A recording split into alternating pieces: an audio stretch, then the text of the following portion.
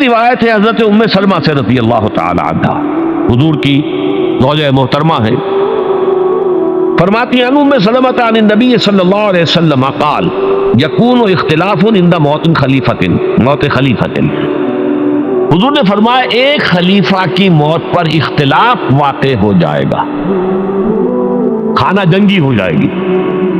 فَيَخْرُجُ رَجُلٌ مِّنْ أَهْلِ الْمَدِينَةِ حَارِبًا إِلَى مَكَّةَ، پھر مدینے کے لوگوں میں سے ایک شخص نکلے گا، بھاگے گا اور جا کر پناہ لے گا اور چھپ جائے گا مکے میں۔ فَيَأْتِيهِ نَاسٌ مِّنْ أَهْلِ مَكَّةَ، پھر اس کے پاس آئیں گے اہل مکہ، مکہ کے لوگ، فَيُخْرِجُونَهُ، اور اسے نکالیں گے، جہاں وہ چھپے ہوئے ہوں گے وہاں سے نکالیں گے۔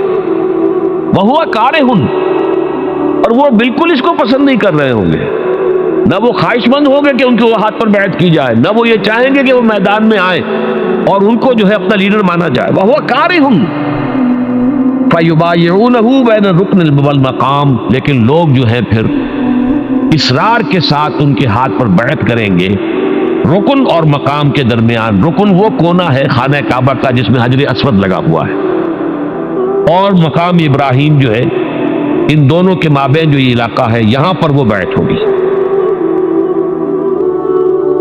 وَيُبْعَثُ إِلَيْهِ بَعْثٌ مِّنَ الشَّامِ، ان کے خلاف ایک لشکر بھیجا جائے گا شام سے۔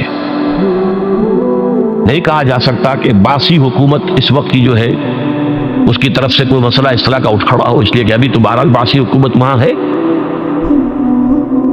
فَيُخْسَفُ بِهِمْ بِالْبَيْضَاءِ بَيْنَ مَكَّةَ وَالْمَدِينَةِ، لیکن اللہ تعالیٰ اس لشکر کو مکے اور مدینے کے درمیان وادی بیضاء میں دھسا دے گا، زمین کے اندر پورے کے پورے لشکر کو۔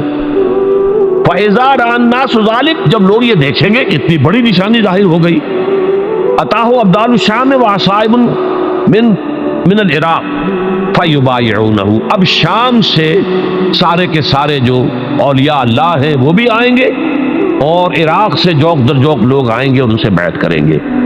وَيَعْمَلُ فِي النَّاسِ بِسُنَّةِ نَبِيِّهِمْ، پھر وہ عمل کریں گے لوگوں کے مابین، حکومت کریں گے اپنے نبی کی سنت کے مطابق۔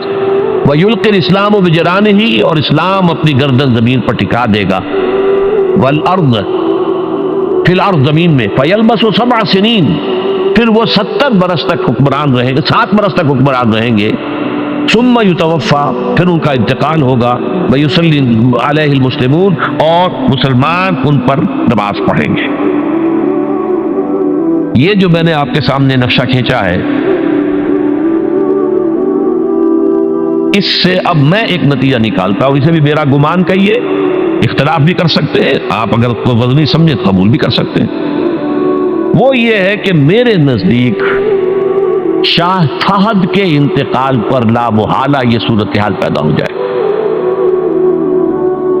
ولی عہد وہاں ہے عبداللہ بن عبدالعزیز، امریکہ کو وہ پسند نہیں کرتے اور امریکہ انہیں پسند نہیں کرتا، یہ بالکل تش تش بام ہے۔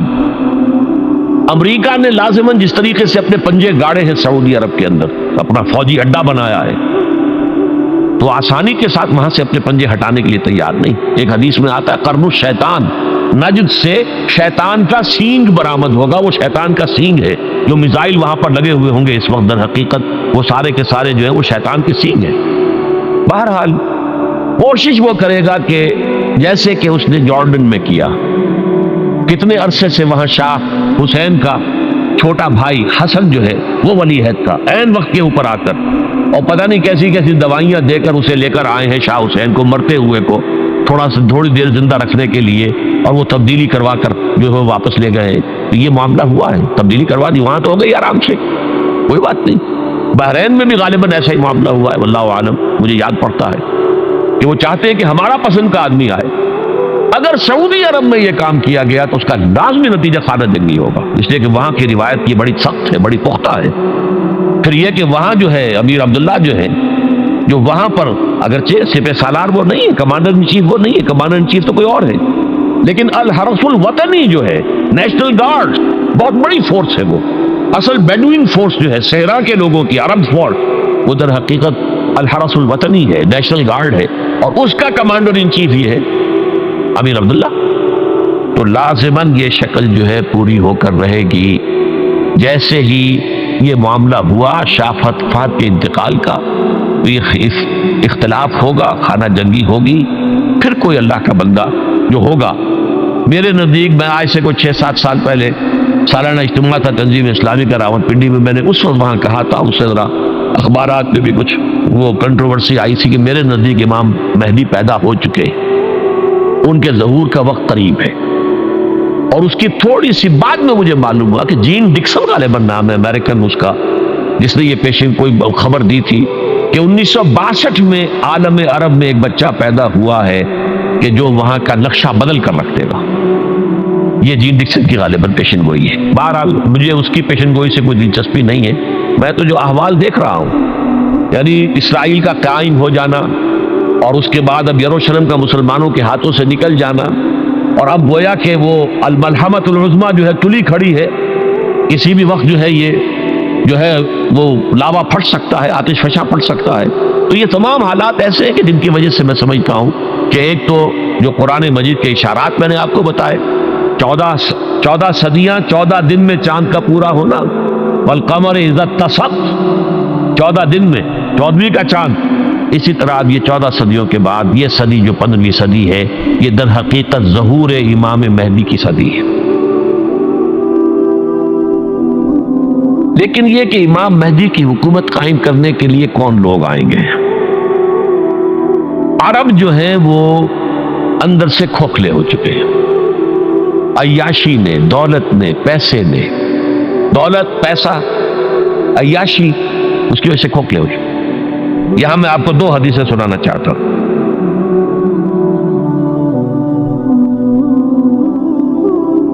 بہت سے ہو گئے، آپ اطمینان سے تشریف رکھیے۔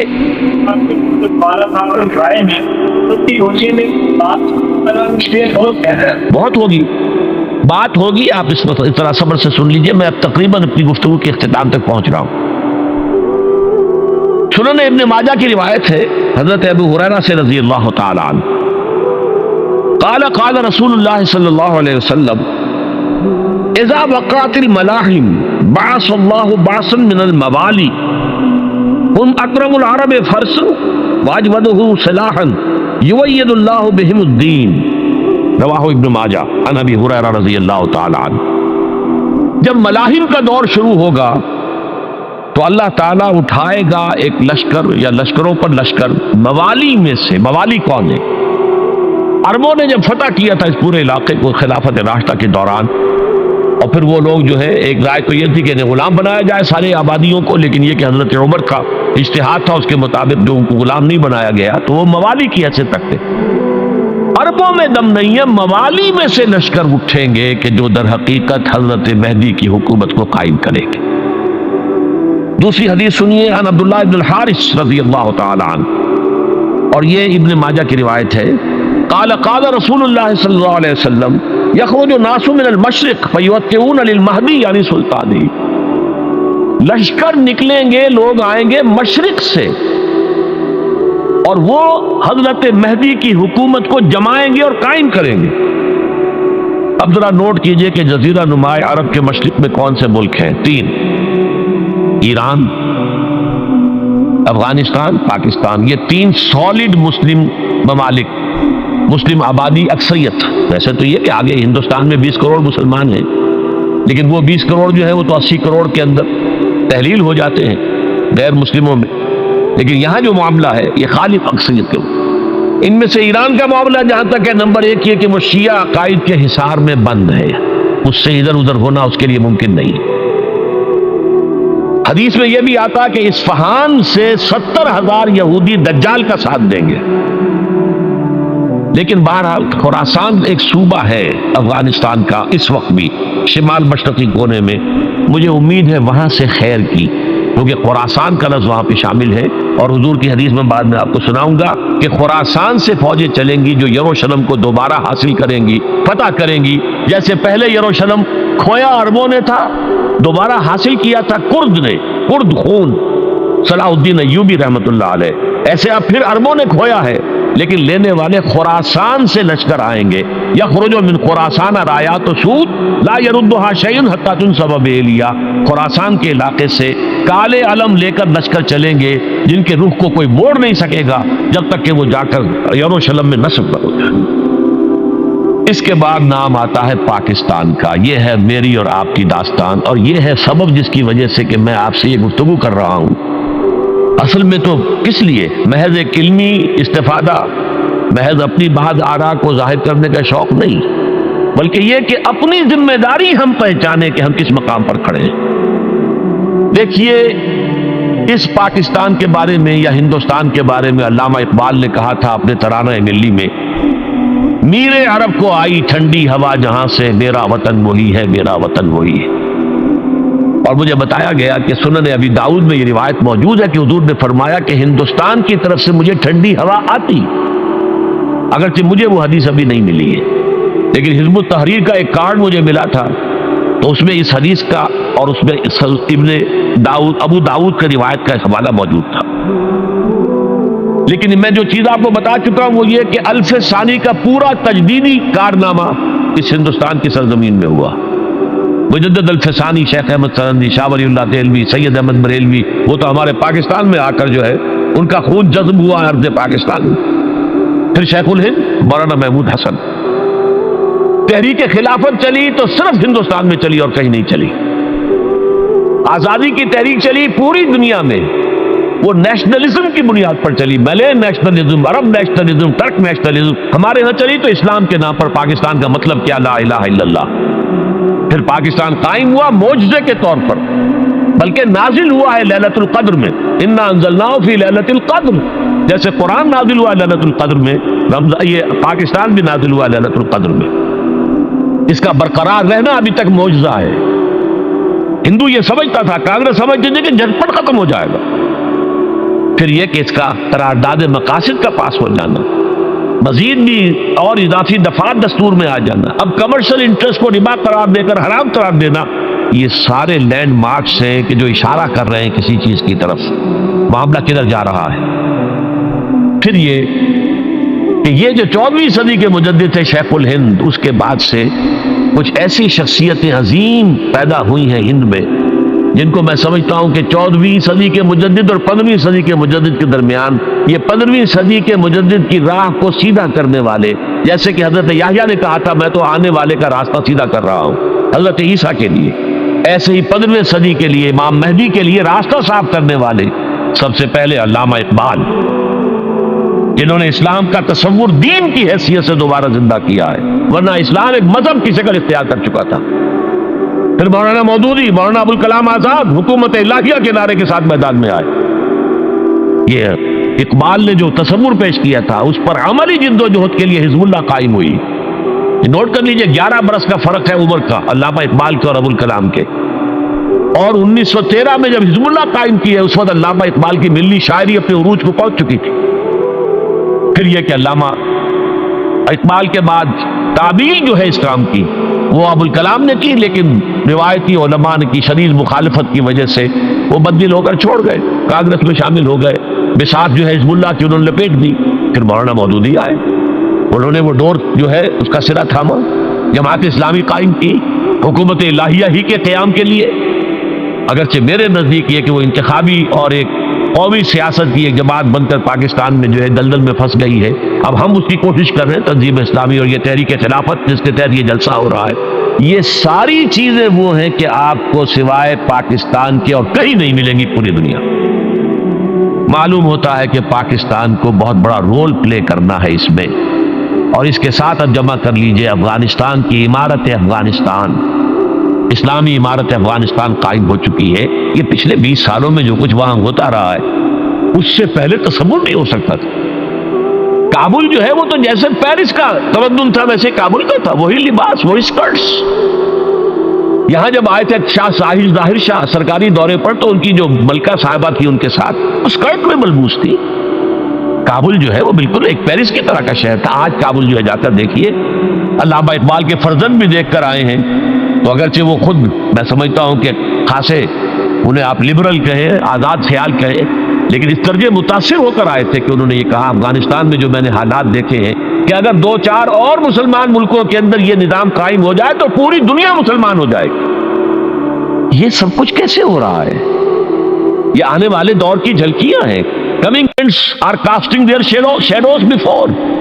یہ سب بتا رہے ہیں کہ پاکستان افغانستان کو مل کر اس میں کوئی عظیم رول پلے کرنا ہے۔ اور اس کے ضمن میں اب میں علامہ اقبال کے بارے میں آخری بات کہہ رہا ہوں۔ علامہ اقبال کے بارے میں عام یہ خیال ہے، انہوں نے اپنے خطبات میں مہدی کا اور نزول مسیح کا، حالانکہ میں کل پڑھ رہا تھا مولانا سید احمد اکبر آبادی رحمۃ اللہ علیہ کا ایک مقالہ ان کا کہ علامہ اقبال نے ابن خلدون کے بارے میں یہ کہا ہے کہ مہدی کا اور نزول عیسیٰ کا دونوں کا انہوں نے انکار کیا ہے، حالانکہ ابن خلدون نے نزول عیسیٰ کا انکار نہیں کیا، صرف مہدی کا انکار کیا ہے۔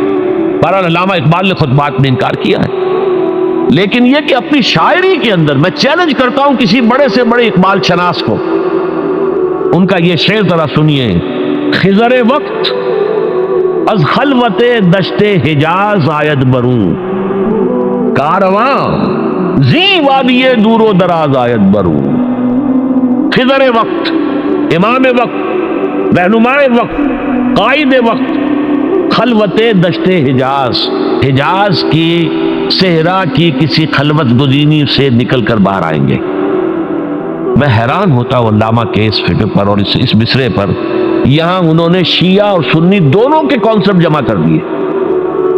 شیعہ کا کانسیپٹ یہ چھپے ہوئے کسی غار میں وہاں سے برآمد ہو گئے، اور ہمارا کانسیپٹ میں ام سلمہ رضی اللہ تعالیٰ عنہ کی حدیث سناتی ہے، چھپے ہوئے ہوں گے وہ وہاں پر، مدینے سے نکل کر آ کر مکے میں چھپ جائیں گے۔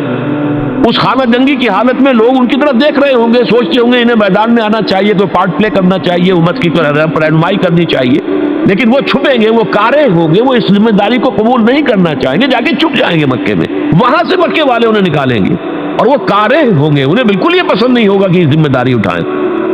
تو خضر وقت از خلوت دشت حجاز آیت بروں، کارواں زی وادی دور و دراز آیت بروں۔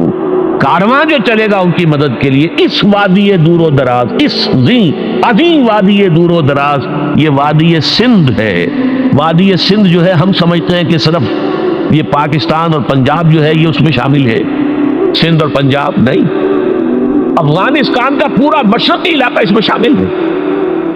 جیسے دریائے جہلم سندھ میں جا رہا ہے، جیسے دریائے گلگت سندھ میں آ کر ملتا ہے، جیسے دریائے چناب اور راوی اور جہلم اور یہ سب جا رہے ہیں اور آ رہے ہیں، اسی طرح دریائے کابل کہاں سے آ رہا ہے، دریائے گومل کہاں سے آ رہا ہے، ٹوچی کہاں سے آ رہا ہے، یہ سارا جو ہے ڈرین جو ہو رہا ہے، ایسٹرن جو ہے پارٹ آف افغانستان، یہ سب وادی ہے۔ اس وادی کے یہ دو حصے ہیں، ایک حصہ جو ہے یہ ادھر پاکستان میں ہے، اور اسی وادی کا دوسرا حصہ جو ہے وہ افغانستان میں ہے۔